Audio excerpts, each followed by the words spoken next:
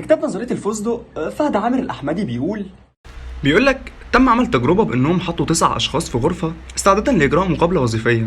8 منهم عارفين الخدعة والتاسع ما يعرفش حاجة نهائي. وكل التجربة إنه في لحظة معينة بيصدر صوت جرس فالتمانية بيقوم يقفوا. الغريب إن التاسع بيقوم يقف معاهم وهو أصلا مش فاهم سبب الوقوف ده إيه.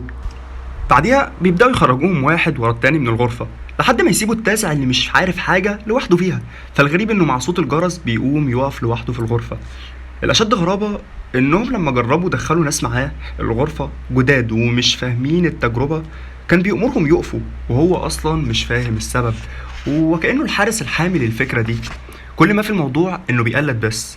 فكرة التجربة والمراد منها إنه كتير من آرائك وأفكارك بتكون فاكر إنها آرائك الشخصية، لكن في الحقيقة هي أفكار مجتمعك بس.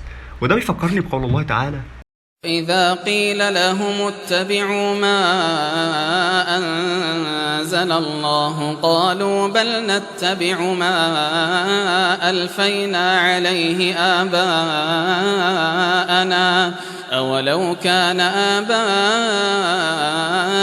لا يعقلون شيئا ولا يهتدون.